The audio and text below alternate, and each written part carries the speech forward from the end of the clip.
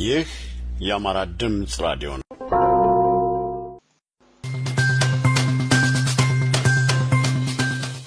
ሰላም ጤና ይስጥልኝ ክቡራትና ክቡራን የአማራ ድምጽ ራዲዮ ተከታታዮች እንደምን አላችሁ?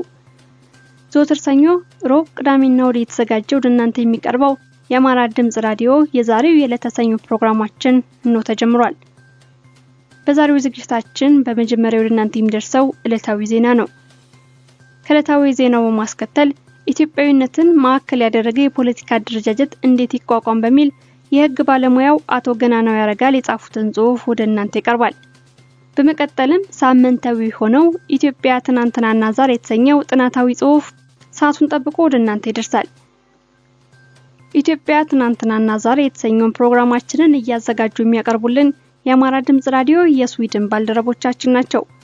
ፕሮግራሙን እየመራው አብሬያችሁም ቆየው መልካም ሞላ ከአማራ ድምጽ ራዲዮ የስቱዲዮ ባለሙያዎችና የቴክኒክ ክፍል ባልደረቦች ጋር በጋራ በመሆን ነው። አሁን በቀጥታ የምናልፈው ወደ ዕለታዊ ዜና ነው። ከአማራ ድምጽ ራዲዮ የዕለተ ሰኞ ፕሮግራማችን እንሆ ተጀመረ። ይህ የአማራ ድምጽ ራዲዮ ነው። ከአማራ ድምጽ ራዲዮ ዕለታዊ ዜናዎች ነው።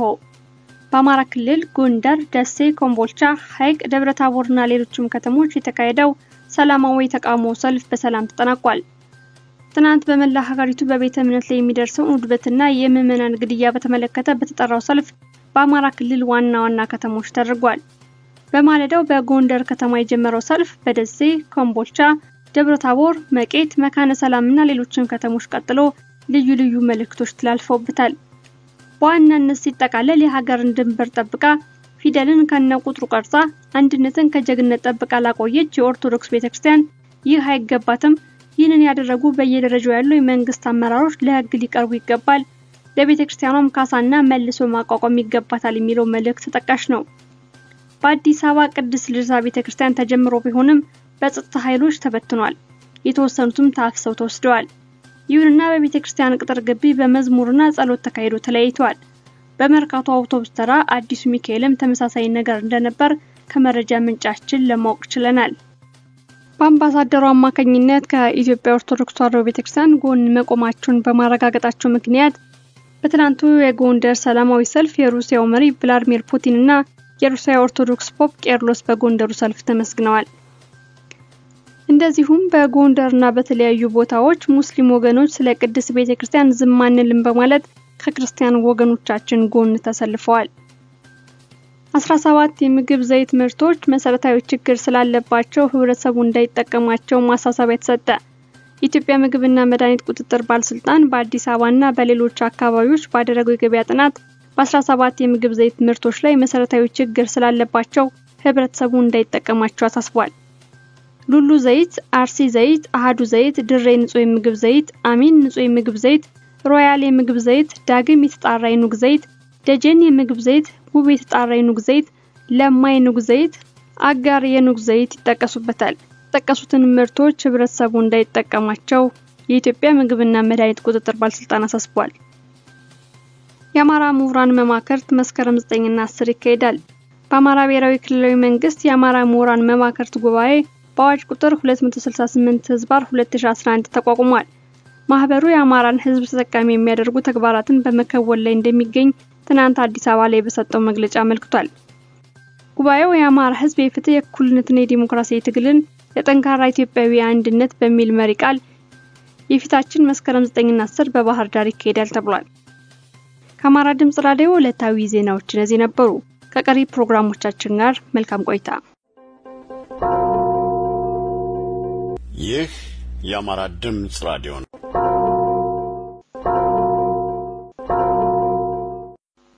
አድማጮቻችን እየሰማችሁ የምትገኙት ከአማራ ድምጽ ራዲዮ የሚተላለፈውን የዕለተ ሰኞ ፕሮግራማችን ነው። ዜና ሰምተን ተመልሰናል።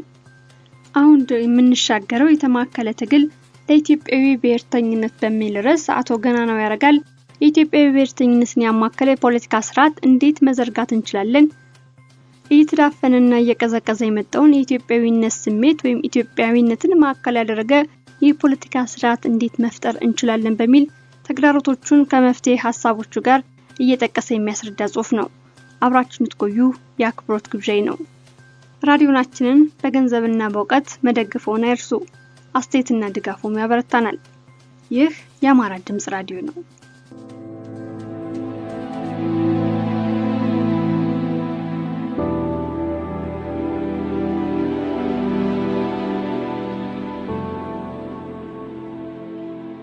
የተማከለ ትግል ለኢትዮጵያዊ ብሔርተኝነት። ጸሐፊው የሕግ ባለሙያ የሆኑት አቶ ገናናው ያረጋል ናቸው። ኢትዮጵያዊ ብሔርተኛ ከንጉሳዊ ስርዓት ማብቃት ጀምሮ በተለይም ከወያኔ መከሰት ወዲህ የኢትዮጵያ ብሔርተኝነት ወይም የአንድነት ኃይል የፖለቲካ ኃይል አስተላለፍ እየተገዘገዘ ሄዶ አሁን ላለበት አጣብቂኝ ተዳርጓል። ኢትዮጵያዊ ብሔርተኝነት የፖለቲካ ኃይል አስተላለፍ ሲባል ኢትዮጵያዊ አሰባሳቢ ማንነታችን ቅቡል መሰረትን ያደረገ ነው።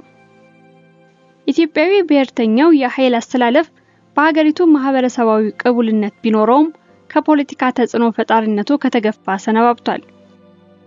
በተለይም መሰሪው ወያኔ የስልጣን መንበሩን ከተቆናጠጠ ወዲህ ከፍተኛ ጉዳት ደርሶበት ወደ ተከላካይነት ወርዶ ቆይቷል።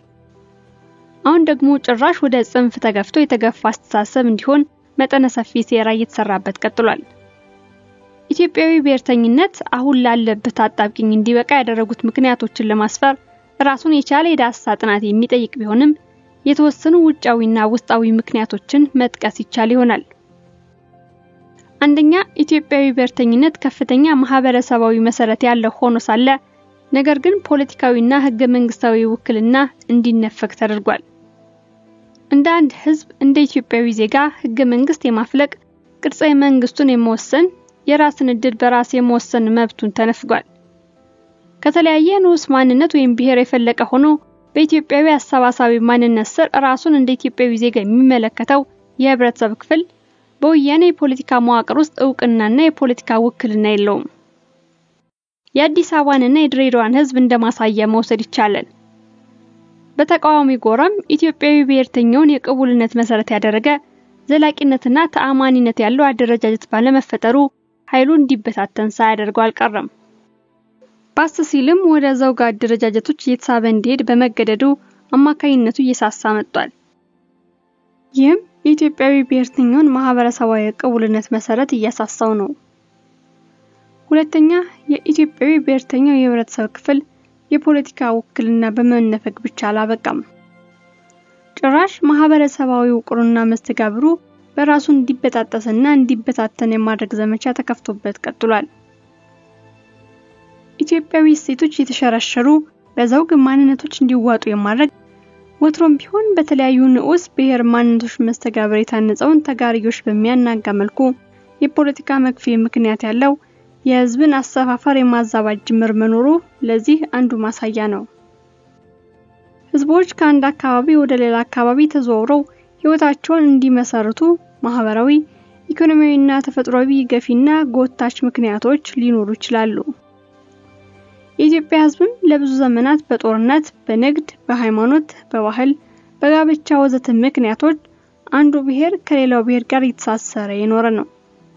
አንድ ንዑስ ማንነት ኢትዮጵያዊነት ውስጥ ለመዋሃድ የራሱን ንዑስ ማንነት እንዲተው የሚገደድ ሳይሆን በኢትዮጵያዊነት ማቅለጫ ውስጥ የራሱን አጋርቶ የሌላውን ለመቀበል ዝግጁ መሆን ማለት አለበት። ይህም ቀስተ ደመናዊ ህብረ ቀለምነት ነው። በዚህ የመዛነቅ የታሪክ ፍሰት ውስጥ አልሞ የራሱን ማንነት በሌላው ላይ ለመጫን የፖለቲካ አጀንዳ ይዞ ያልተንቀሳቀሰ ኃይል የለም። መዛነቁ ተፈጥሯዊ ነበር። ዘውገኞቹ ይህንን መስተጋብር ባዕድ ባህል እንደተጫነባቸው ቆጥረው ሮሮ አሰምተው ሲያበቁ ያውም በዚህ ዘመን ያውም በዘር መነጽር ሳጦ በመቀበል ለመዛነቅ ሳይሆን የራሳቸውን ማንነት በሌላው ላይ በፖለቲካ ውሳኔ ለመጫን ሲተፈተፉ ይስተዋላል። ይህም አለማወቅ ወይም አውቋፊነት ነው። በፖለቲካ ውሳኔ ህዝብን አሰፋፈር ጭምር የመቅረጽ ተግባር በኢትዮጵያ ታሪክ ውስጥ ለመጀመሪያ ጊዜ ለመተግበር እቅድ እንዳለው እየተነገረ ያለው ተሸጋሻዩ የቄራው መንግስት ነው። የአካሄድ የ16ኛውን መቶ ክፍለ ዘመን መስፋፋትና ማንነትን የማስቀየር ዘመቻ የሚያስታውስ ላልተገባ ፉክክር የሚጋብዝ አፍራሽ ተግባር ነው።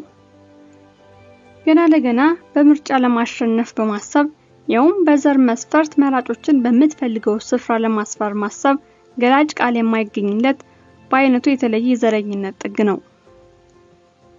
ሶስተኛ ኢትዮጵያዊ ብሔርተኛውን አሰባሳቢ አጀንዳና ታማኝ መሪ የማሳጣት ሴራዎች ተስተውለዋል። በአንድ በኩል የኢትዮጵያዊ ብሔርተኛ ኃይሉን አጀንዳ አስመስለው በማቅረብ በኃይል አስተላለፎች መካከል የሚና መደበላለቅ በመፍጠር ቅቡል መሰረቱን የማወክና የነጠላ አጀንዳ የማሳጣት ስልት አለ። ዘውጋዊ ጥንተ መሰረቱን ሳይልቅ በኢትዮጵያዊነት ትርክት ለመሸንገል የሚሞክር ኃይል መኖሩን ልብ ይሏል። በአስመሳይ ትርክት ኢትዮጵያዊ ብሔርተኛ በመምሰል የጎራ መሳከር በመፍጠር ከኢትዮጵያዊ ብሔርተኛውም የተቻለውን ያህል ድጋፍ ለማግኘት ካልሆነም ኢትዮጵያዊ ብሔርተኛው ህዝባዊ መሰረቱን እንዲከፋፈል ለማድረግ የታለመ ይመስላል። በሌላ በኩል የሚታመኑ አሰባሳቢ መሪዎች ብቅ ሲሉ ታርጋ በመለጠፍ ከፖለቲካ መድረኩ እንዲገፉ ማድረግ፣ በተለያየ ስልት መሪዎች ወደ ኢህአዴግ በማስጠጋት ከህዝብ አጀንዳ ይልቅ ለኢህአዴግ እንደወገኑ በማስመሰል ማሳየት፣ በህዝብ እንዲጠሉ የማድረግ ስልትም መኖሩን ተስተውሏል። ምክንያቱም ኢህአዴግ አያሌ ጉድፍ ያለበት እንደ ሸክላ ታጥቦ የማይጠራ ለመስተካከል ጥንተ ግብሩ የማይፈቅድለት በአመዛኙ የህሊና ቢሶችና የድኩማን ስብስብ ሆኖ ሳለ ነገር ግን በለውጥ ፈላጊው ኃይል ድክመት የተነሳ አሁንም ሀገር እየመራ ሳይሆን እያማረረ ያለ የታሪክ አተላ የሆነ ድርጅት ስለሆነ ነው። አሁንም ኢህአዴግ ያጠመደላቸውን ወጥመድ ችላ በማለት ወደ ኢህአዴግ አስጠግቶ በህዝብ የማስጠላት ስልት ሰለባ ለመሆን በብርሃን ፍጥነት ቅቡልነታቸው እየወረደ ያሉ ፖለቲከኞችን የታዘብን ነው።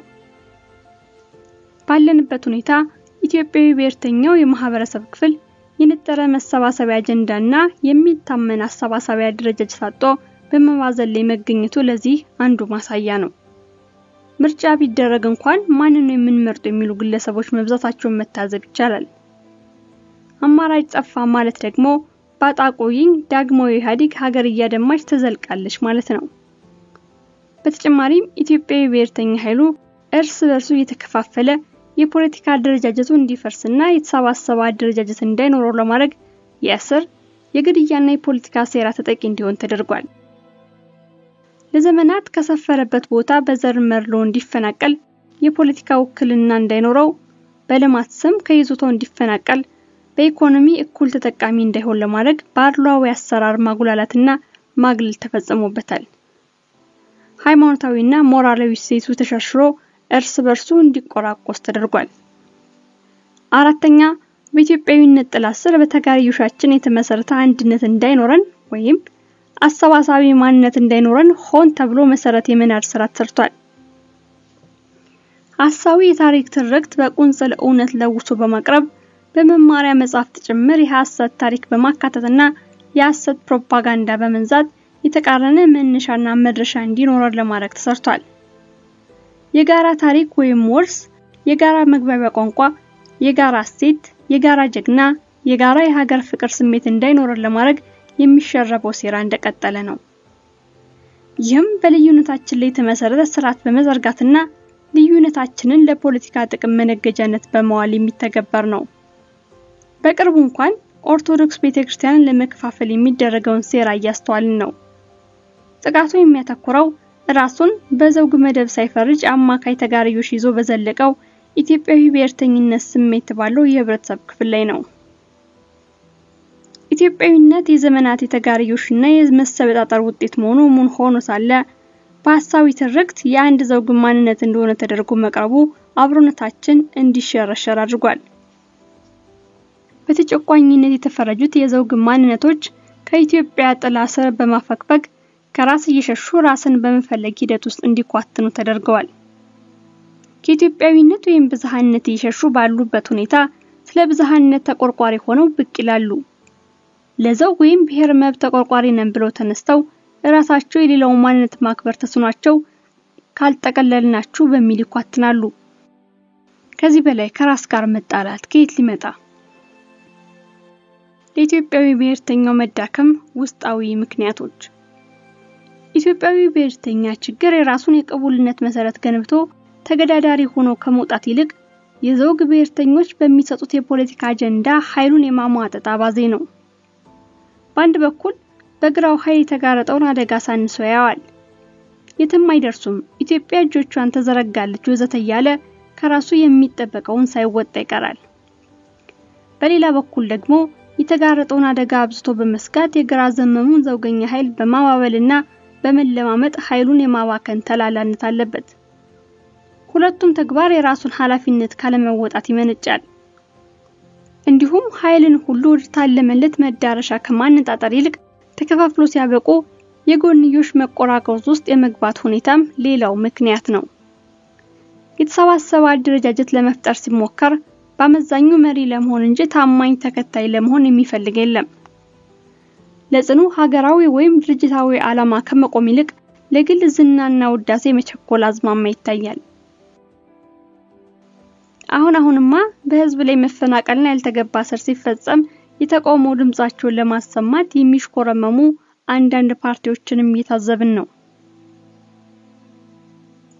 የነጠረ ንድፈ ሐሳብ መራ አስቀምጦ ትግል ማካሄድ አለመቻሉ በ1997 ዓመተ ምህረት ምርጫ በቅንጅት ከታየው የተሰባሰበ ትግልና በውጭ የሚኖረው ኢትዮጵያዊ ብሔርተኛ አሁን ለመጣው ለውጥ ከተፈጠረው የተሰባሰበ ተጽዕኖ ሌላ የኢትዮጵያዊ ብሔርተኛ የተማከለና ተገዳዳሪ ፖለቲካ ኃይል ሆኖ አለመውጣቱ አሁን ላለበት ተግዳሮት ዳርጎታል። በተለይ ምሁራኖች ከዘውግ ብሔርተኞች ሲቃጣ ለቆየው ሐሳዊ ታሪክ ትርክት በመረጃና በጥናት ላይ የተመሰረተ አጻፋዊ መስጠት ውስንነት በመኖሩ ሐሳዊው ትርክት ትውልዱን እንዲያወዛግብ እድል ከፍቷል። ኢትዮጵያዊነት በተጋሪዮሽ ላይ የተመሰረተ አሰባሳቢ ማንነት ሆኖ እንዲቀጥል መስራት ይገባል። ሐሳዊ ታሪክ ትርክቶችን በማስረጃ ተመስርቶ በመሞገት እርቃን ከሚያስቀሩ ግለሰቦች መካከል ክቡር የምጣኔ ሀብት ባለሙያው አቶ አቻምየለህ ታምሮ የሚያደርጉት ጥረት እጅግ የሚደነቅ ነው። ከኢትዮጵያዊ ብሔርተኛው ምን ይጠበቃል? ኢትዮጵያዊ ብሔርተኛው ኃይል የተቀናጀና ተገዳዳሪ የፖለቲካ ኃይል ሚዛን ፈጥሮ መገኘት ካልቻለ ዕጣ ፈንታው የሚወሰነው በራሱ ሳይሆን በተቀናቃኞቹ ይሆናል። በአጣዳፊነት የተጠናከረ ለነባራዊ ሁኔታውና ለወቅቱ የሚመጥን ጠንካራ አደረጃጀት ፈጥሮ መገኘት ወሳኝ ታሪካዊ ግዴታው ነው። ዘላቂ መርህና ዓላማ አስምሮ ሲያበቃ የፖለቲካ ነፋሱን በወጉ የተገነዘበ ስልትና አካሄድ በመዘርጋት የተማከለ ትግል ማድረግ ያስፈልጋል። ከራሴ ጀምሮ በአመዛኙ ከዳር ቆሞ ማነወር እንጂ እስቲ እኔስ ምን አበረከትኩ የሚል የለም። በጥቅሉ ፖለቲካችን ከቡድን ፍላጎት ባሻገር የሀገሪቱን ህልውና የማስቀጠል ታሪካዊ ኃላፊነትን የመወጣት ጉዳይ ሆኗል። የኢትዮጵያዊ ብሔርተኛው ኃይል ከስተቱ ተምሮ የጎንዮሽ መቆራቆዙን አቁሞ አቅሙን አሟጦ የተጠናከረ ፖለቲካዊ አደረጃጀት በመፍጠር ተገዳዳሪ እንዲሁም በፖለቲካ ኃይል ሚዛን ተጽዕኖ ፈጣሪና አሰባሳቢ ሆኖ በመከሰት የሀገሪቱን ህልውና ማስቀጠልና ዲሞክራሲያዊ ስርዓትን የማዋለድ ኃላፊነቱን የሚወጣበት ትክክለኛ ወቅት ላይ ይገኛል።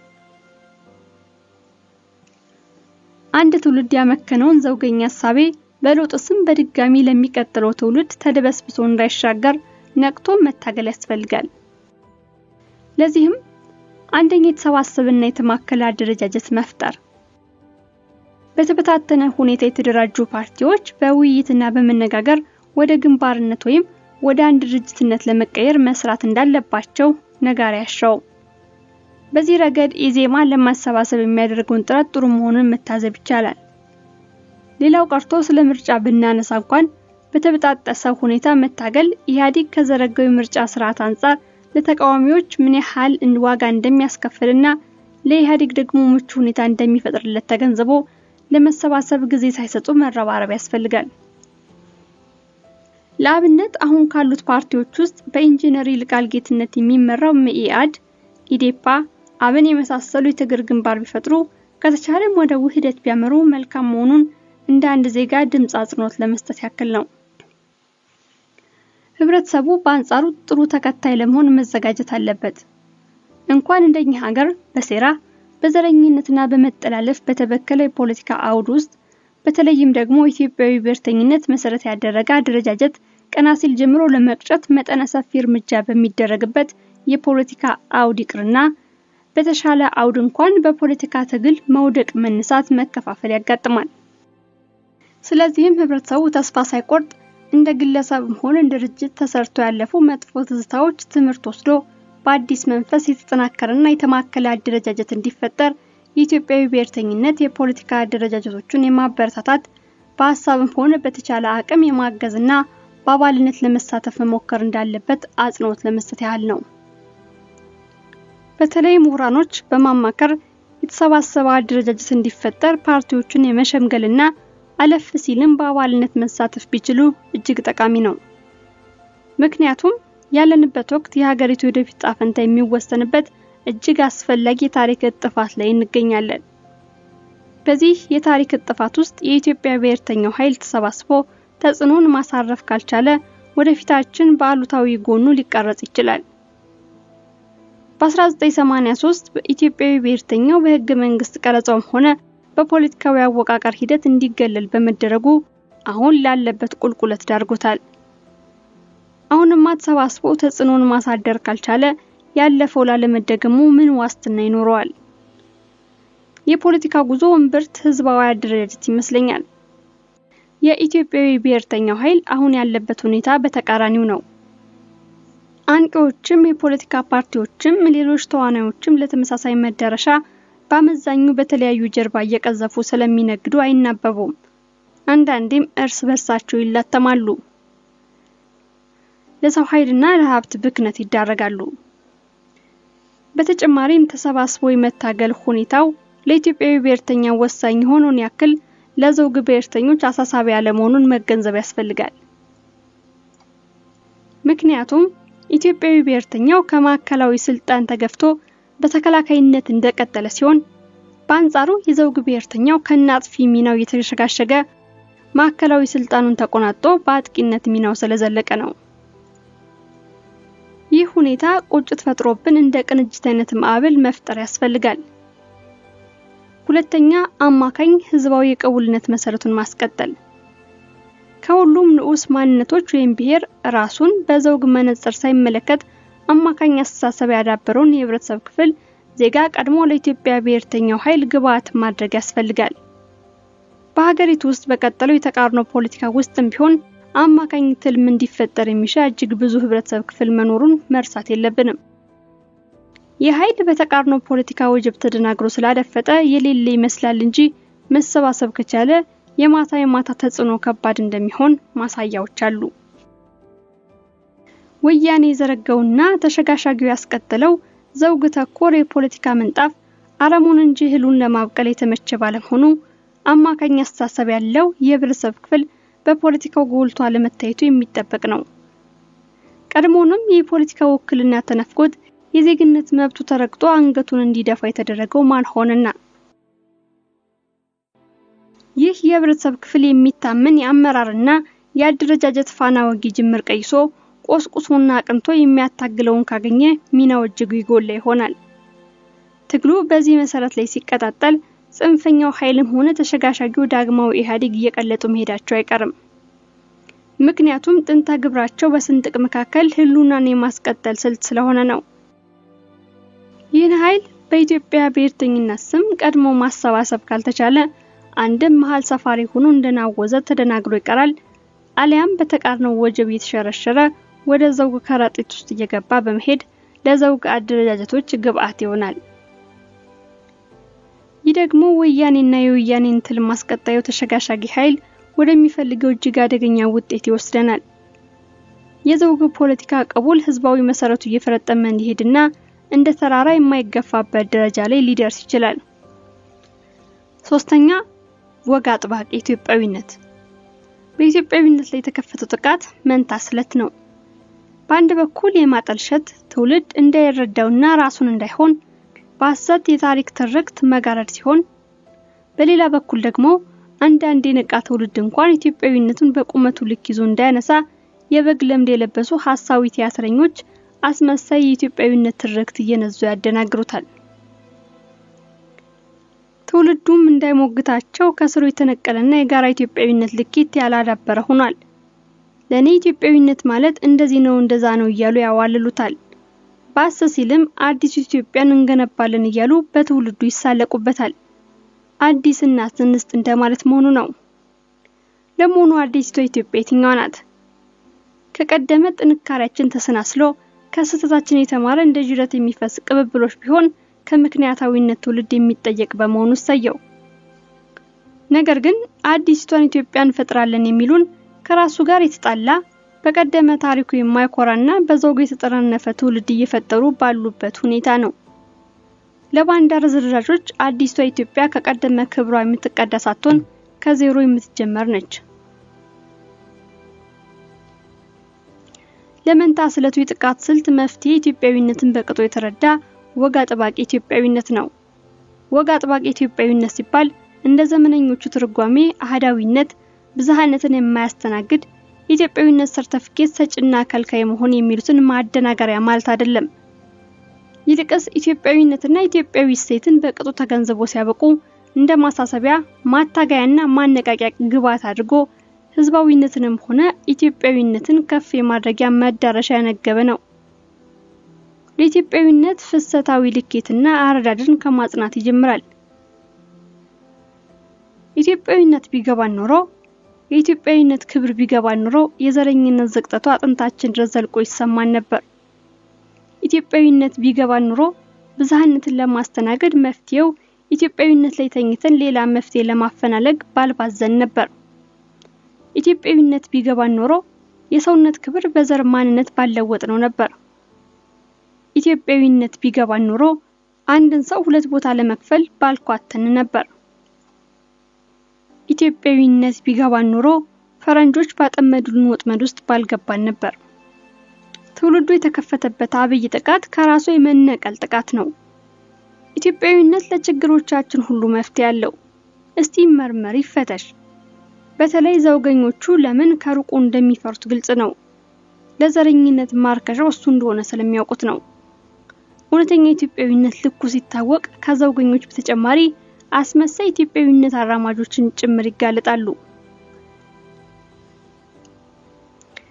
አሁን ባለው ሁኔታ አንዳንዶች እንደ ነፃ ገበያ ለኢትዮጵያዊነት ያሻቸውን ትርጉም እየሰጡ በስሙ ለመነገድ የሚሞክሩት የኢትዮጵያዊነትን ልክ ተገንዝበው የሚሞግታቸው ትውልድ ስላጡ ነው። በኢትዮጵያዊነት ላይ የተከፈተው ዘመቻ በዚህ ከቀጠለ ኢትዮጵያ ውስጥ እየኖርን ወይንም ኢትዮጵያዊ ዜጋንን እያልን ኢትዮጵያዊ የማንሆንበት ሁኔታ እየተፈጠረ ይመጣል።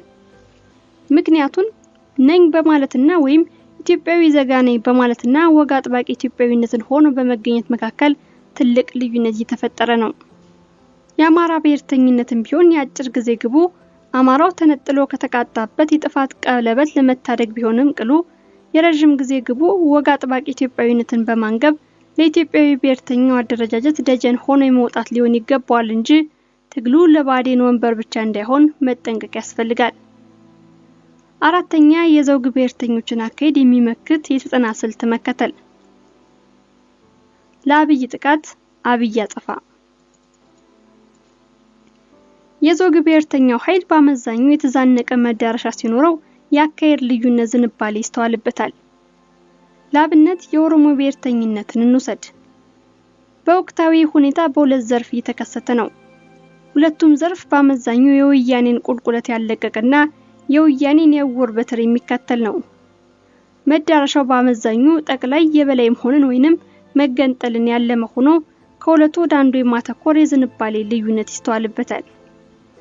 አንደኛው ዘርፍ የተበዳይነት ሮሮ እያሰማ ጠርዝ ይዞ በልኩ የሚሆን ምናባዊ ጠላት እየፈጠረ በራሱ ሜዳ ሲቀዝፍ የኖረ ከነባራዊ ሁኔታው ጋር ራሱን ማጣጣም እየተሳነው የእድሜውን ያክል ጠብ የሚል አውንታዊ ስኬት ማስመዝገብ ተስኖት ያረጠ ከመገንጠል በቀል አጀንዳ ያለቀበት ወደ መገንጠል ያዘነበልና በአመዛኙ በኦነጋውያን የሚዘወር ነው።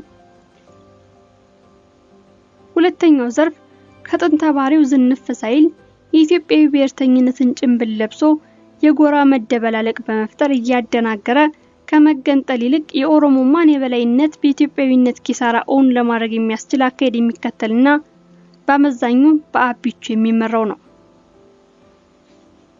ሁለተኛው ዘርፍ ከአንደኛው ዘርፍ ስህተት ለመማር የሞከረ የሚመስል የኢትዮጵያዊ ብሔርተኛውን ወደ ጠርዝ እየገፋ የአሰባሳቢነት አማካኝ ሚናውን በመጠቅ በተመሳሳይ ጭንብል የበላይ ሆኖ ለመውጣት የሚታተር ውስጣዊ የራስ ስልት ነው።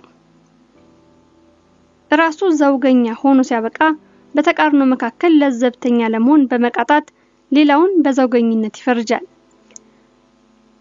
በመሆኑም ኢትዮጵያዊ ብሔርተኛው ለዚህ የሚመጥን ስልት መከተል ካልቻለ በሁለት ስለት እየተገዘገዘ ለመቀጠል ይገደዳል። በጊዜው ነቅቶ አማካኝ የቅቡልነት መሰረቱንና የአሰባሳቢነት ሚናውን እንዳይነጠቅ መስራት አለበት። በተጨማሪም በሀገሪቱ ለሁሉም የሚበጅ መሃል መንገድ እንዲቀይስ የመሪነት ሚና መጫወት አለበት። የመሪነት ሚና ለመወጣት የግድ ቤተ መንግስት መግባት አይጠበቅበትም። አሁን ያለው ግን በሚሰጠው አጀንዳ በየፊናው መራቆት ያልተቀናጀ አካሄድ ነው። አምስተኛ ወቅቱን ቀድሞ መዋጀት። አሁን ባለበት የፖለቲካ ምህዳር ኢትዮጵያዊ ብሔርተኛ ወቅቱን የሚመጥን ተጽዕኖ ከማሳደር ይልቅ አጀንዳ ተቀባይ የሆነ ነው።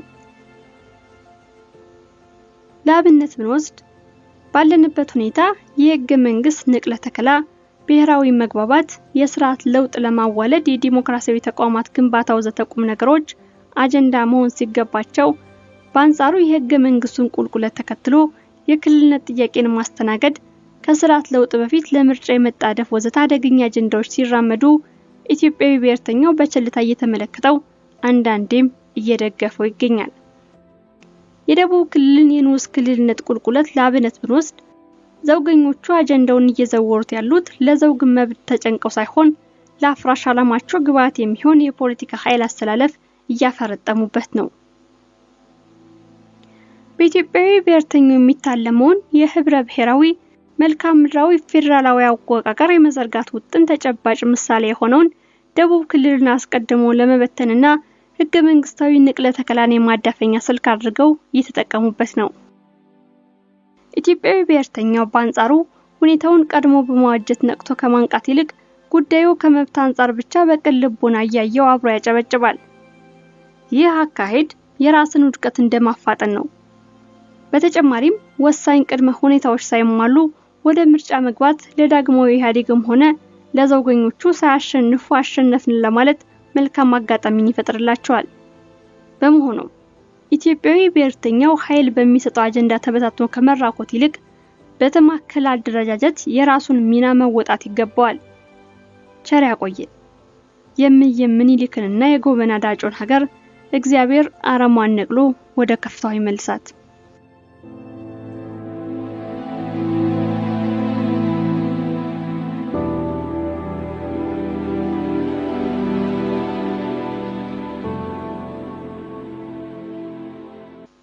አድማጮቻችን የሰማችሁት የምትገኙት ከአማራ ድምጽ ራዲዮ የሚተላለፈውን የዕለተ ሰኞ ፕሮግራማችን ነው። አሁን በቀጥታ የምናልፈው በጉጉት ወደ መጠብቁት ኢትዮጵያ ትናንትናና ዛሬ ወደ ሰኞ ፕሮግራማችን ነው። ኢትዮጵያ ትናንትናና ዛሬ ጥናታዊ ጽሑፍ ነው። በእውቀት በማስረጃና በመረጃ የተደገፈ ታሪካዊ ጥናት። የአማራ ድምጽ ራዲዮ የስዊድን ባልደረቦቻችን እንዲያዘጋጅተውታል። አብራችሁን ቆዩ።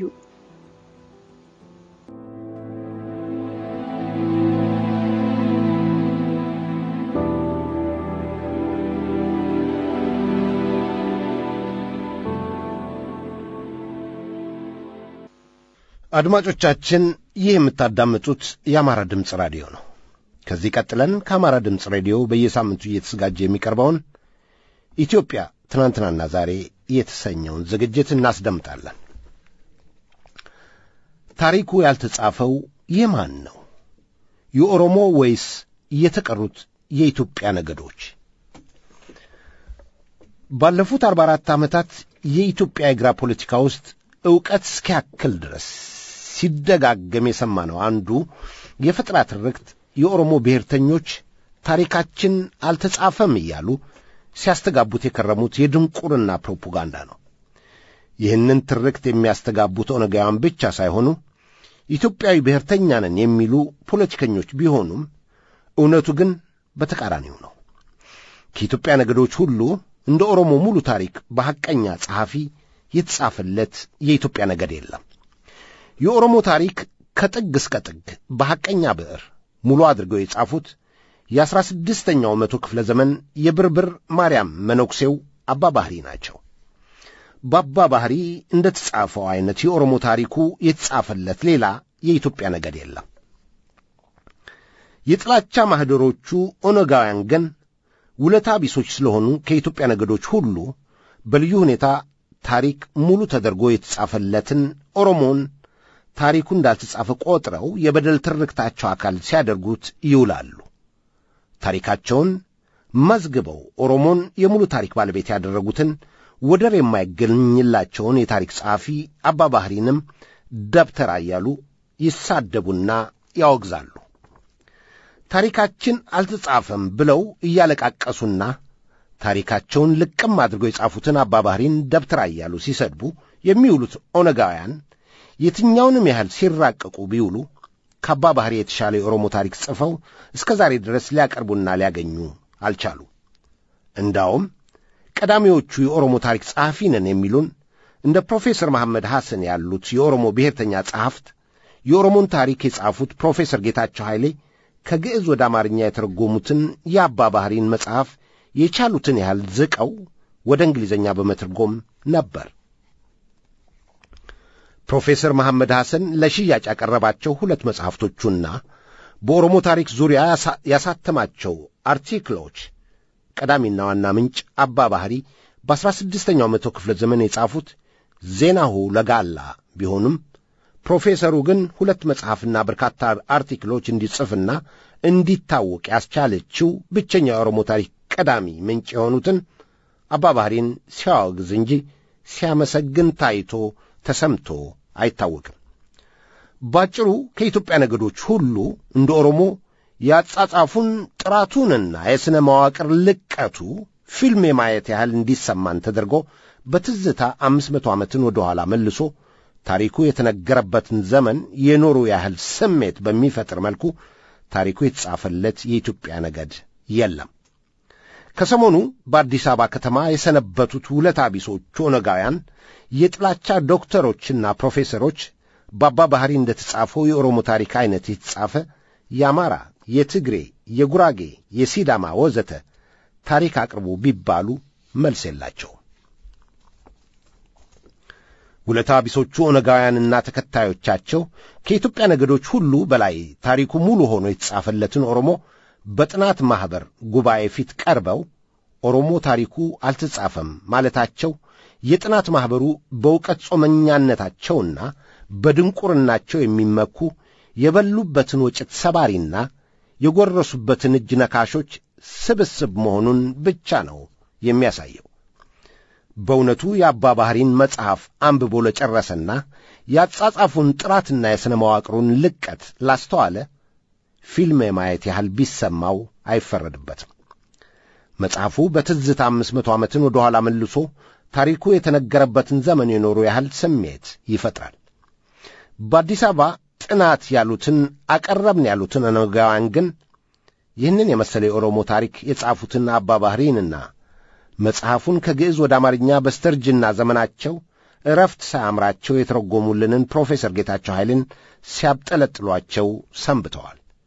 ይህ የውለታ ቢሶቹ ኦነጋውያንና ተከታዮቻቸው አጸያፊ ተግባር የግብዞችን የእውቀት ጾመኛነትና ወደር የማይገኝለት ድንቁርናቸው እንዲሁም የበሉበትን ወጭት ሰባሪና የጎረሱበትን እጅ ነካሽ መሆናቸውን ብቻ ነው የሚያሳየው። ጥናት እናቀርባለን ብለው ተሰባስበው አገር ለማፍረስና የገዳ ወረራን ለማስቀጠል የተስማሙት ሕሊና አልባ ኦነጋውያን ውለታ ቢሶች ስለሆኑ እንጂ የ16ኛው መቶ ክፍለ ዘመን መነኩሴ አባባህሪ ፍጹም ሙያዊነትና ስነ ምግባርን በተላበሰ መልኩ ባይናቸው ያዩትን የኦሮሞ እውነተኛ ታሪክ በመመዝገባቸው መታሰቢያ ሊያቆሙላቸው በተገባና የሚመጥናቸውን የታላቅ ሰውነት ክብር ሊያጎናጽፏቸው በተገባ ነበር። እነዚህ ዛሬ ታሪክ እንጽፋለን የሚሉን ኦነጋውያን የታሪክ ዶክተሮችና ፕሮፌሰሮች ሁሉ የአባባህሪን ሩብ ያህል ሙያዊና ሚዛናዊ የታሪክ አመዘጋገብ የላቸውም። የአባባህሪን ጠንቃቃ ጸሐፊነትና ሙያዊ ስብዕና ለመገንዘብ ሩቅ ሳንሄድ ራሳቸው አባባህሪ ያስቀመጡልንን ታሪክ ብቻ በማንበብ መጽሐፋቸውን ሲቋጩ ያሰፈሩትን መደምደሚያ ማየቱ ይበቃል። አባባህሪ በመጽሐፋቸው በሙሉ የኦሮሞ አባገዳዎች ከደቡብ ኢትዮጵያ ተነስተው ወደ ሰሜን በሚፈልሱበት ወቅት የተቀዳጇቸውን ድሎች እንደወረዱ ሲዘግቡ በተለምዶ በራስ ወገን ወይንም በሌላ አቅጣጫ የተፈጸመን ተግባር እንጂ ጀብዱ ማንሳት ባልተለመደበት ዘመን ሆነው ያንን ታሪክ መጻፋቸው የእርሳቸውን የተለየ የአጻጻፍ ዘዴና ሚዛናዊ አቀራረብ አጉልቶ የሚያሳይ ነው። አባባህሪ በዘመናቸው ወደር የማይገኝላቸው ምሁርና የማያዳሉ ሐቀኛ ጸሐፊ መሆናቸውን በማያወላውል መልኩ ለመገንዘብ በድርሳናቸው ክፍል 18 በቀረበው ታሪክ ላይ ለሚዛናዊነታቸው በሰጡት ምክንያት ውስጥ የዘረዘሩትን አመክንዮ መመልከት ይቻላል። ፕሮፌሰር ጌታቸው ከግዕዝ ወደ አማርኛ የተረጎሙት ይህ ታሪክ የሚከተለውን ይመስላል። የቦረን ሙልአታ የዳሞትን ክርስቲያን አዳከማቸው፣ በታተናቸው፣ አገራቸውን አጠፋው። በሱ ዘመን ሸዋና ዳሞት ምድረ በዳ ሆኑ። አንድ ጊዜ ጋላን ድል፣ አንድ ጊዜ የክርስቲያን ድል ብጽፍ ዛሬ ላንተ ነገ ለሌላህ የሚለው የመጽሐፍ ልማድ ነው። ድሉም አንድ ጊዜ ለዚህኛው ሌላ ጊዜ ለዚያኛው ነው። ሁል ጊዜ የሚያሸንፍ አንድ እግዚአብሔር ብቻ ነው። ሀገሪቱም በጋላ እጅ ገባች፣ የተረፈ የለም። ይህ መጽሐፍ በተጻፈበት ጊዜ የቢፎሌ ልጅ የሙልአታ ሹመት 7 ዓመት ሆኖታል። በዘመናቸው የሚሆነውን ውጊያና እልቂት በሕይወት ካለሁ እጽፈዋለሁ። ከሞትኩም ታሪኬንና የሚመጣውን ሉባ ታሪክ ሌሎች ይጽፉታል። ግን የሞተ ብፁዕ ነው አርፏልና። ምንጭ ጌታቸው ኃይሌ 1995 የአባ ባሕሪ ድርሰቶች ኦሮሞዎችን ከሚመለከቱ ሌሎች ሰነዶች ጋር ገጽ 89። ይህ አባ ባሕሪ አሳዛኝ በሆነ መልኩ የጻፉት ታሪክ በዘመኑ ሲሆን ያዩትን የዓይን ምስክርነት ነው። ይህ እንግዲህ በወቅቱ ስለ ነገሥታት ገድል ቀባብተውና አሳምረው ይጽፋሉ በሚል ደብተራ እየተባሉ ከሚሰደቡት መካከል የሆኑት የኢትዮጵያዊው የጋሞው መነኩሴ የአባ ባሕሪ ያጻጻፍ ዘይቤ ነው። ስለ እውነት ለመናገር ይህ የአባ ባሕሪ ሙያዊና ሚዛናዊ ያጻጻፍ ዘዴ ዛሬ ካሉት ሁሉም ብሔርተኛ የታሪክ ደራቾችና ጸሐፍት ጋርም የሚወዳደር አይደለም። ዓለም በሙሉ በጨለማ ይኖር በነበረበት በ16ኛው መቶ ክፍለ ዘመን አንድ አባ ባሕሪ የሚባሉ ኢትዮጵያዊ የብርብር ማርያም መነኩሴ ቄስ ከፍ ሲል በተጠቀሰው የሕሊና ሚዛን እየመዘኑ በነበሩበት ወቅት ሲፈጸም ያዩትን ታሪክ በመክተብ በጨለማው ዘመን ላይ ብርሃን ፈንጥቀው ታሪካችንን አሳምረው ስለ ጻፉ የምስጋና ሐውልት ሊቆምላቸው ሲገባ ተማርን በሚሉት ኦነጋውያን ግን የኖሩበትን ዘመንና በዓይናቸው ያዩትን ታሪክ ስለ ጻፉ ብቻ ሲያብጠለጥሏቸውና ሲያወግዟቸው ይውላሉ። ጥናት እናቀርባለን ብለው አዲስ አበባ ተሰባስበው የሰነበቱት የኦሮሞ ብሔርተኞች ውለታ ቢስ ሆነው ነው እንጂ ሕሊና እንዳለው ሰው ቢያስቡ ኖሮ አባ ባሕሪ የመዘገቧቸውን የኦሮሞ የዘመኑ መገልገያዎችንና ልዩ ልዩ ስያሜዎችን በሙዚየምነት የያዘውን አዲስ አበባ የተገነባው የኦሮሞ ባህል ማዕከል የኦሮሞን ባህል አደረጃጀትና አኗኗር በተሟላ መልኩ ስዕላዊ ይዘት ሰጥተው በጻፉት በአባ ባሕሪ ስም የባህል ማዕከሉን በሰየሙት ነበር። ይህንን ማድረግ ባይቻል እንኳ ልክ እንደ አውሮፓዊው ኢራስመስ መንደስ በቀለሙ ሰው በአባ ባሕሪ ስምም አባ ባሕሪ ነጻ የትምህርት ዕድል ወይንም ደግሞ አባ ባሕሪ ስኮላርሺፕ ፕሮግራም ባቋቋሙና ህዳግ ሰጥተው የአማርኛውን ትርጉም ሙሉ በማድረግ ከፍ ወዳለ ደረጃ ላደረሱት ለፕሮፌሰር ጌታቸው ኃይሌ መጦሪያ እንዲሆናቸው ኦሮሚያ ክልላዊ መንግሥት የሚባለው የገንዘብ ሽልማት ከፕሮፌሰር ጌታቸው በፊት የአባ ባሕሪን ጽሑፍ ወደ አማርኛ በተሳካ መልኩ ለመለሱት ለብላታ መርሴ ሐዘን ወልደ ቂርቆስ ደግሞ የክብር ዶክትሬት ሊያበረክቱላቸው በተገባ ነበር። በነገራችን ላይ ብላታ መርሴ ሐዘን ወልደ ቂርቆስ የአባ ባሕሪን መጽሐፍ ወደ አማርኛ የተረጎሙት ከአዲስ አበባ ዩኒቨርሲቲ የክብር ዶክትሬት የተሰጠው ኤርትራዊው አስመሮም ለገሰ ስለ ገዳ ምርምር ማድረግ ሳያስብ ነው። ጥላቻ ካልሆነ በስተቀር የአባ ባሕሪን መጽሐፍ ተጠቅሞ የዶክትሬት ማሟያ የጻፈውን አስመሮምን የክብር ዶክትሬት ሸልሞ ፕሮፌሰር ጌታቸውንና ብላታ መርሴ ሐዘን ወልደ ቂርቆስን ለኦሮሞ ጥናት ባደረጉት አስተዋጽኦ የሚገባቸው ክብርን የማይሰጡበት አንዳች ምክንያት የለም።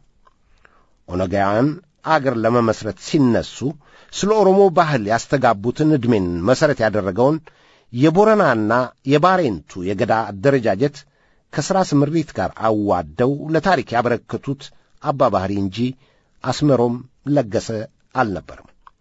የገዳ ሥርዓትን ለሁሉም የቦረናና ባሬንቱ ትውልድ ብቻ ዕድሜን መሠረት አድርጎ ኦሮሞ በሚስፋፋበት ወቅት እያንዳንዱ ቦረናና ባሬንቱ የእያንዳንዱን ቦረናና ባሬንቱ ዕጣ ፈንታ የሚወስንና ዕድል የሚሰጥ መሆኑን የመዘገቡት ብቸኛው ሰው የጋሞው አባ ባህሪ እንጂ ሻዕቢያው አስመሮም ለገሰ አልነበረም።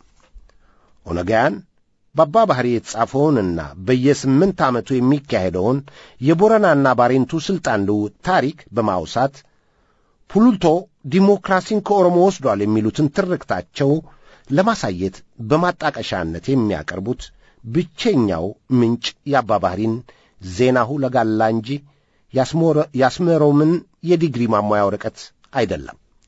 ሆኖም አስመሮም ለገሰ የአባ ባህሪን የታሪክ ጥናት በእንግሊዝኛ ጽፎ የዶክትሬት ዲግሪ ማሟያ ወረቀት ስላቀረበ አክብረው አባገዳነትና የክብር ዶክትሬት ሲሰጡ ዋናውን ጸሐፊ አባ ባህሪን ግን ደብተራ እያሉ ማውገዝ እንጂ ስማቸውን እንኳ በክብር ማውሳት አይሹም። ደብተራ እየተባሉ በኦነጋውያን ዘንድ የሚንቋሸሹት አባ ባህሪ ግን ከኦነጋውያን ዶክተሮችና ፕሮፌሰሮች የተሻለ የሙያና የሕሊና ተአማኒነት የነበራቸው ወደር የለሽ ምሁር ነበሩ። የትኛውም የኦነግ ዶክተርና ፕሮፌሰር ሲራቀቅ ቢውል እስከ ዛሬ ከአባ ባህሪ ዜናሁ ለጋላ የተሻለ መጽሐፍ ወይም የተሻለ ጽሑፍ ስለ ኦሮሞ ታሪክ ሊያቀርብና ሊያገኝ አልቻለም። እንዳውም አንዳንዶቹ ለምሳሌ እንደ ፕሮፌሰር መሐመድ ሐሰን ያሉ የኦሮሞ ብሔርተኞች የአባ ባህሪን መጽሐፍ እየኮነኑ ፕሮፌሰር ጌታቸው ኃይሌ የተረጎሙትን የአባ ባህሪን መጽሐፍ ግን የቻሉትን ያህል ዝቀው በመተርጎም መጽሐፉን አሳትመው ቸብችበዋል። ለነገሩ ፕሮፌሰር መሐመድ ሐሰን ይህንን የሚያደርጉት አስተማሪዎቻቸው ፈረንጆቹ የኦሮሞን ታሪክ በሚመለከት ሲጽፉ የሚተነትኑት የተዋጣለቱን የአባ ባህሪን መጽሐፍ ስለሆነ ብቻ ነው። ባጭሩ ኦነጋውያን ዶክተሮችና ፕሮፌሰሮች ታሪካችን የሚሉትን አጣመውና ፈጥረው ሲጽፉም እንኳ ደብተራ እያሉ ከሚጠሏቸው ከአባ ባህሪ የተሻለ የታሪክ ምንጭ ግን የላቸውም፣ አቀርቡምም። እንደ እውነቱ ከሆነ አባ ባህሪ እንኳን ለሌጣዎቹ ኦነጋውያን አንደበት ግዕዝ ጠንቅቆ በሚያውቀው በኢትዮጵያ ልሂቃን ዘንድ እንኳ ለማጣጣል የማይመቹ ምሁር ናቸው። ኦሮሚያ የሚባለው ክልል መስተዳደር የኦሮሞ ታሪክና ባህል ጉዳይ የሚያሳስበው ቢሆን ኖሮ የኦነግንና የተስፋዬ ገብረአብን ፈጠራ የኦሮሞ ታሪክ አድርጎና በሌለ ታሪክ የጥላቻ ሐውልት ከሚያቆም በየቦታው የተቀበሩ የአብያተ ክርስቲያን ድርሳናትንና መዛግብቶችን ለማፈላለግና ለመፈተሽ በጀት ቢመድብ ጥሩ ሥራ በሠራ ነበር። በተስፋዬ ገብረአብ ልብ ወለድ ላይ ተመስርቶ ኦሮሚያ ክልል የሚባለው አካል ወጪውን ሸፍኖ በወያኔ ኮንትራክተሮች የተገነባው የአኖሌ ሐውልት ላይ የባከነው ገንዘብ በየአብያተ ክርስቲያናት ተቀብረው የሚገኙትን ድርሳናትና መዛግብቶችን ለመፈተሽ ጥቅም ላይ ቢውል ኖሮ ስለ ኦሮሞ የተጻፈውን ታሪክ ይበልጥ የተሟላና የነጠረ ዕውቀት እንዲኖር ባገዘ ነበር። ኦነጋውያን የሚያወግዙት ስለ ገዳና ኦሮሞ ታሪክ የሰማይ ያህል ርቀት ከፍ ብለው እንዲናገሩ ያስቻሏቸውን አባ ባህሪን ብቻ ሳይሆን አባ ባህሪን ያፈራችውን የኢትዮጵያን ኦርቶዶክስ ቤተ ክርስቲያን ጭምር ነው። ኦነጋውያኑ ግብዝ ባይሆኑ ኖሮ ዶክተርና ፕሮፌሰር የሚሆኑበትን የአባ ባህሪ ታሪክ ጥናት ጥበቃ ለብርሃን ያበቃቸው የኢትዮጵያ ኦርቶዶክስ ተዋሕዶ ቤተ ክርስቲያን መሆኗን ያውቁ ነበር። የኢትዮጵያ ኦርቶዶክስ ተዋሕዶ ቤተ ክርስቲያን አሁንም ልክ እንደ አባ ባህሪ አይነት ገና ያልተመረመሩ ድርሳናትና መዛግብቶች አሏት። ከአባ ባህሪ ዜናሁ ለጋላና በኦሮሞ ታሪክ ዙሪያ ካበረከተቻቸው አስተዋጽኦዎች የምንማራቸው ቁም ነገሮች ዋናው ከፍ ሲል ለመግለጽ የሞከርሁት የኢትዮጵያ ኦርቶዶክስ ቤተ ክርስቲያንን ማክበርን ነው።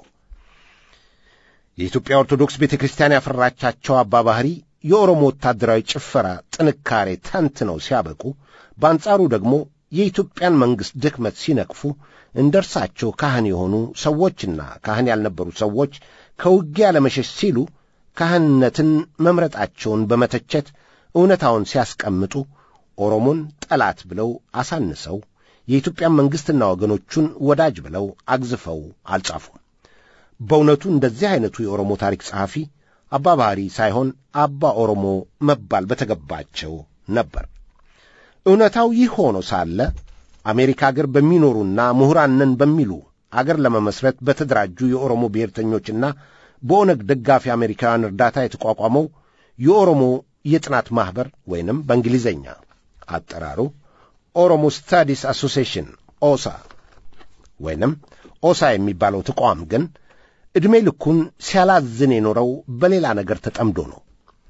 ብሔርተኞቹ ኦነጋውያን ማኅበሩን የጥናት ማኅበር ቢሉትም በኦሮሞ ጥናት ጥርሱን የነቀለው ብራያን የትስ የተባለው የሴንት ጆሴፍ ዩኒቨርሲቲ የታሪክ ፕሮፌሰር ግን ኢንቪዚብል አክተርስ የኦሮሞ ኤንድ ዘ ክሪኤሽን ኦፍ ሞደርን ኢትዮጵያ 1855 እስከ 1913 በሚል እንደ አውሮፓውያን አቆጣጠር በ2011 ባሳተመው መጽሐፉ በኦሳ ጉባኤ የሚቀርቡት ወረቀቶች የሚታተሙበት የጆርናል ኦፍ ኦሮሚያ ስታዲስ ወረቀቶች ጥናት ለመባል የማይበቁ አንዴም በኢንዲፐንደንት ሪቪውር ተገምግመው ያላለፉና የኦሮሞ ብሔርተኛ ፖለቲከኞች ፍላጎት ብቻ የሚያስተናግዱባቸው የፕሮፓጋንዳ ፓምፕሌቶች መሆናቸውን ያሰፋ ጃለትና መሰል ኦነጋውያን የፈጠራ ትርክቶች ባብነት በማቅረብ ያስረዳል።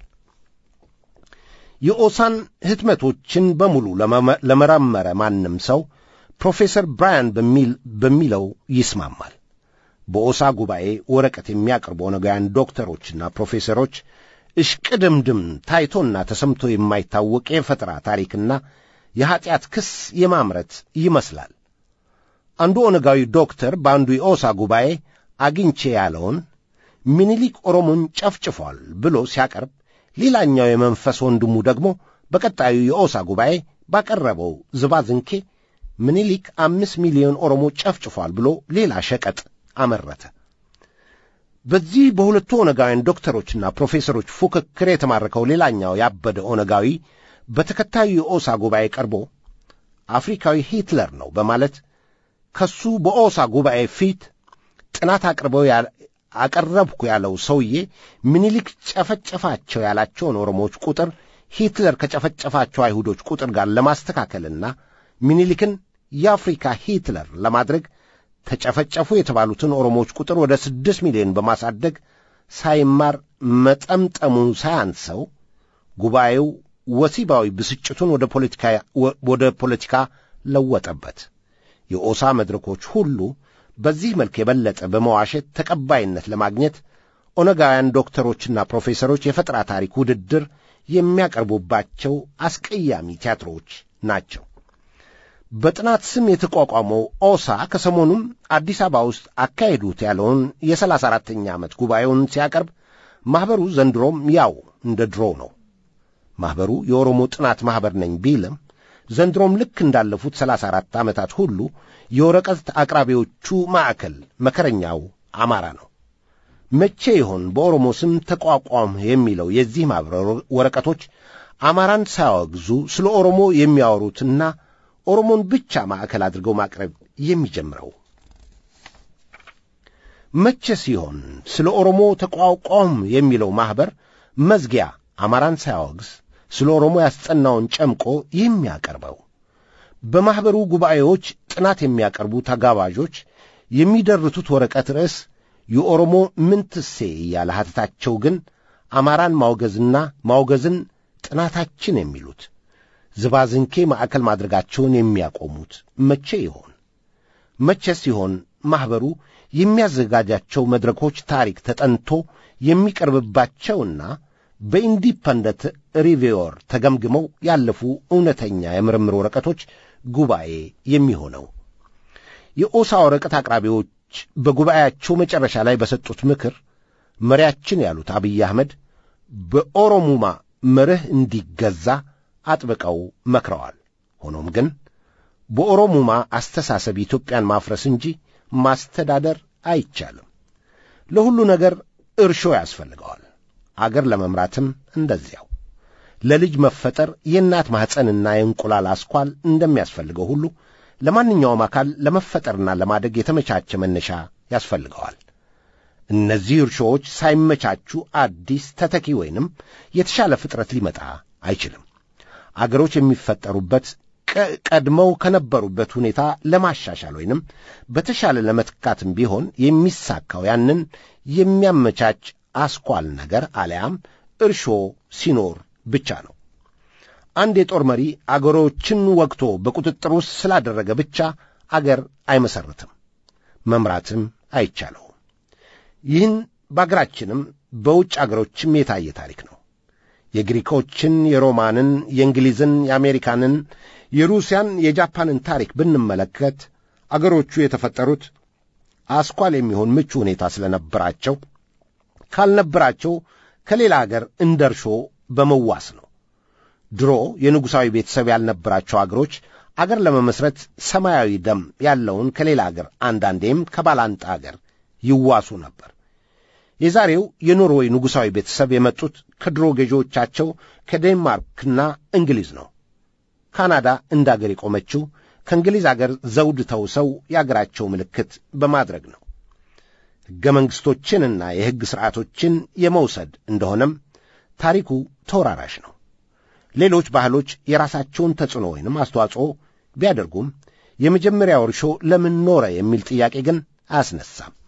ያለፉት 1000 ዓመታትና እስከ ዛሬም ያለውን የኢትዮጵያን ታሪክ መለስ ብለን ካየነው የሚነግረን ይህንኑ ነው። ዮዲት ባካሄደችው አብዮት የኔ ያለቻቸውን ጎሳዎች ወደ ሥልጣን ብታወጣም ወደ ሥልጣን የመጡት ግን አገር በመምራት ኢትዮጵያን ማስተዳደር አልቻሉም። ስለዚህ ራሳቸውን ሥልጣኑን ለሚመራ ማስተላለፍ ብቻ ሳይሆን በመጨረሻ ያለ ጦርነት ዘውዱን አሳልፈው ሰጥተው ሄዱ።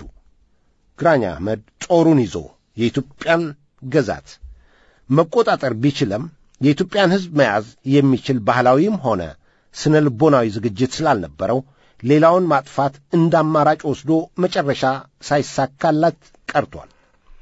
ከግራኝ በኋላ በመላው ኢትዮጵያ እንደ ዋርካ የተስፋፉት አባገዳዎችም ከ300 ዓመታት በላይ የተስፋፉ የአገሪቱን ለም መሬት በቁጥጥራቸው ስር ሲያደርጉ ከሌላው ጋር አክብሮ ለመኖር ምንም ፍላጎት አልነበራቸውም። ስለዚህ የነበረውን ዘር ሁሉ ማጥፋት እንዳማራጭ ወሰዱ እንጂ ሁሉንም እንዳባቱ የሚኖርበት አገር አልገነቡም። ባለፉት 28 ዓመታት ሥልጣን ላይ የነበሩት ወያኔዎችም በዘር ተደራጅተው በመንግሥትነት ቢሰየሙም በ27 ዓመታት ውስጥ ያደረጉት ነገር ቢኖር የአፄ ይኩኖ አምላክ መንግሥት ወደ ሥልጣን ተመልሶ ከመጣበት ጊዜ ጀምሮ እስከ 1966 ዓ.ም ድረስ ለ750 ዓመት ያልተካሄደ መዝረፍና ማፈናቀል በ27 ዓመት ውስጥ አድርገዋል። እነዚህ ዘራፊዎች ሀብታችንን ጨርሰው ኩላሊታችንን ወደ መዝረፍ ገቡ እንጂ አገር ለመገንባትና ማስተዳደር ችሎታም ፍላጎትም እንዲሁም የሥነ መንግሥት አስተሳሰብ አልነበራቸውም። ብሔርተኛነት እንደ ሳቤ የያዙ ሁሉ ዓላማው የሌላውን ነጥቆና ተቀራምቶ የራሱ ብቻ የማድረግ የቅሚያ የወረራና የመውረስ እንቅስቃሴ እንጂ ከእኩልነትና መብት ትግል ጋር የሚያገናኘው አንዳች ግብ የለውም። ኦሮሙማን ታጥቀው በመንግሥትነት የተሰየሙት ናብይም ዓላማቸው እንደዚያው ነው። ለዚህም ነው የናብይ የአፓርታይድ አገዛዝ ፋሽስት ወያኔ 27 ዓመታት የፈጀበትን የቅሚያ ወረራና የመውረስ ክብረ ወሰን በ10 ወራት ውስጥ የሰበረው። ሲጀመር ናብይ መንግሥታዊ ያደረጉት ኦነጋውያን ኦሮሙማ ፖለቲካ ሳይሆኑ ዘረፋን፣ ወረራንና ቅርምትን የትግል ዓላማው የሚያደርግ የወንጀል ተግባር ነው። የኦሮሙማው ፈጣሪዎች ኦነጋውያን ራሳቸው ፖለቲከኞች ሳይሆኑ ዘረፋን፣ ወረራንና ቅርምትን የትግላቸው ዓላማ ያደረጉ ሕፃናትና ሴቶችን ሲሰልቡና ሲዘርፉ የኖሩ አቅመ ደካሞችን ሲያፈናቅሉ የኖሩ ተራማጅራት መቾች ናቸው። ኦነጋውያን ሁሉ የሥነ መንግሥት አስተሳሰብ የሌላቸው ወሮበሎች ናቸው። ኦሮሙማን መርሆ ያደረገው አብይ አህመድና ድርጅቱ በመላው ኢትዮጵያ ላይ በመንግሥትነት ተሰይመው አገር ከዳር እስከ ዳር እየገዙ አዲስ አበባ የኦሮሞ ናት የሚሉን የሁሉ መንግሥት ሆነው እንኳ የዘረፋ የወረራና የቅርምት ፖለቲካቸው አባዜ አለቃቸው ብሎ ነው። የኦነጋውያን ኦሮሙማ ማዕከሉ ዘረፋ፣ ወረራና ቅሚያ ስለሆነ አዲስ አበባን ዳግማዊ ምኒልክ ከመመስረታቸው በፊት የነበሩት ኦሮሞዎች አይደሉም የሚለው የታሪክ እውነት ደንታ አይሰጣቸውም። በዚያ ላይ በአዲስ አበባ ዙሪያና በመላው አገሪቱ የሚገኘው ኦሮምኛ ተናጋሪ ሁሉ ኦሮሞ አለመሆኑን የራሳቸው ሰዎች እንኳ ያጠኑትን ታሪክ ለመቀበል ዝግጁ ያልሆኑ ሕመምተኞች ናቸው። በየትኛውም የኢትዮጵያ ክፍል ኦሮሞዎቹ ወራሪዎቹ አባገዳዎቹና የእነሱ ዘመዶች ብቻ ናቸው። ነባሩ ሕዝብ ኦሮምኛ እንዲናገር የተደረገው ተገዶ ኦሮምኛ ስለተናገረ ኦሮሞ ነው ማለት አይደለም። ኦሮምኛ የሚናገረው ሁሉ ኦሮምኛ እንዳልሆነ እውነተኞቹ ኦሮሞዎቹ ራሳቸው ምስክር ናቸው። በእውነተኞቹ ኦሮሞዎች ትውፊት ውስጥ ሳልጋን ቦራና ሳጋልታማን ጋብራ የሚባል አባባል አለ። ይህ ወደ አማርኛ ሲተረጎም 9ኙ ኦሮሞ ነው፣ 9ው ገርበ ነው ማለት ነው። ገርበ ኦሮሞ ሲስፋፋ ያስገበራቸውንና ባሪያ ያደረጋቸውን ነገዶች የሚጠራበት ስያሜ ነው። በኦሮሞ በራሱ ትውፊት መሠረት ዛሬ ኦሮሚያ በሚባለው ክልል ውስጥ ከሚኖረው ኦሮምኛ ተናጋሪው ሕዝብ መካከል ትክክለኛ ኦሮሞ ከ10 አንዱ ብቻ ነው ማለት ነው። ከ10 9ኙ ገርበ ወይንም በአባ ገዳዎች በወረራ የተያዘና በኃይል ኦሮሞ የተደረገ ሕዝብ ነው። ይህንን እውነት ከኦሮሞዎች ትውፊት በተጨማሪ ዛሬ በቀላሉ ማረጋገጥ ይቻላል። የሰላሌና አምቦ ሕዝብ የዲኤንኤ ውጤት እንደሚያሳየው ዝምድናው ከምንጃርና ወይም ጅሩ ሕዝብ ጋር እንጂ ከቦረና እውነተኛው ኦሮሞዎች ጋር አይደለም። ከዚህ በተጨማሪ ፖል ሶሊሌት የተባለው የፈረንሳይ ጎብኚ እንደ አውሮፓ አቆጣጠር በ1884 ዓ.ም ሸዋን ጎብኝቶ በጻፈው የጉዞ ማስታወሻው በሰላሌና ጃርሶ ውስጥ ኦሮሞ ገርባ ያደረጋቸው የአካባቢው ቀደምት ባለይዞታዎች አማሮች እንደሆኑ ጽፏል። የአርሲ ሕዝብ ዝምድናው ከሃዲያ ጋር እንጂ ከቦረና ጋር አይደለም። ጀርመናዊው የታሪክ ምሁር በርካምበር እንዳጠናው ከአርሲ ሕዝብ 2/3ኛው ሃዲያ ነው። የጅማ ሕዝብ ከየምና ከከፋ ሕዝብ እንጂ ከኦሮሞ ጋር ምንም ዝምድና የለውም። አባ ጅፋር ራሱ አረብ እንጂ ኦሮሞ አይደለም። ወለጋ እውነተኛ ኦሮሞዎች 110ም አይሞሉም። እውነተኛ ኦሮሞዎቹ ለባሪያ ፍንገላና ውሃና ሳር ፍለጋ መጥተው ሌላውን ገርባ አድርገው የቀሩት አባገዳዎችና ልጆቻቸው ብቻ ናቸው። የትኛውም ብሔርተኛ ቢሆን አገር ማፍረስ እንጂ አገር ማስተዳደር አይቻለውም። በየትኛውም ዓለም ብሔርተኛ ሆኖ በመንግስትነት ተሰይሞ አገር ሲያፈርስ እንጂ አገር ሲያረጋጋና ሲያስተዳድር ታይቶ ተሰምቶ አይታወቅም። በኢትዮጵያም ሆነ በዓለም ታሪክ በብሔርተኛነት እሳቤ በመንግስትነት ተሰይሞ አገር የማስተዳደር እርሾና የሥነ መንግሥት እሳቤ ያለው አገዛዝ የለም። የኦሮሞ ብሔርተኞችም ዓላማቸው ወንድምን በወንድም ላይ እህትን በእህት ላይ በማስነሳት የኦሮሞ ኤምፓየር ቅዠታቸውን ማሳካት እንጂ ኢትዮጵያ የምትባልን አገር የማስተዳደር ፍላጎት እርሾና የሥነ መንግሥት እሳቤ የላቸውም። ከነገዳቸው ውጭ ያለውን የተቀረውን ኢትዮጵያን አንድ አድርጎ ይዞ ለማቆየት የሚያስችል ባህላዊም ሆነ ስነ ልቦናዊ እሴት እንዲሁም የሥነ መንግሥት አስተሳሰብ የሌላውን ዘረፋን፣ ወረራና መውረስን ፖለቲካቸው ያደረጉ ያበዱ ብሔርተኞች መንግሥት ይሁንናል ብሎ ማሰብ ውሻ ነከሰኝ ብሎ ለጅብ አቤት እንደማለት አይነት የዋህነት ነው። ብሔርተኛ ሁሉ አገር ማፍረስ እንጂ አገር ማስተዳደር እንደማይችል ያለፉት 44 ዓመታት የኢትዮጵያ ቁልቁለት መንገድ ምስክር ነው። ልክ በቅሎ እንደማትወልድ ሁሉ የነገዱ ሳይሆን የኢትዮጵያን ስነ መንግሥት እሳቤ የሌለው ከነገዱ ውጭ ያለውን የተቀረውን ኢትዮጵያን አንድ አድርጎ ይዞ ለማቆየት የሚያስችል ባህላዊም ሆነ ስነ ልቦናዊ እሴት ያልያዘ ማናቸውም አይነት የሁሉም መንግሥት የመሆን ችሎታ የለውም። ያለው ችሎታ ቢኖር እንደ ወያኔና ኦነግ የሌላውን መዝረፍ፣ መቀማት፣ መቀራመትና መውረስ ብቻ ነው። ይሄው ነው። በቸር ይግጠመን።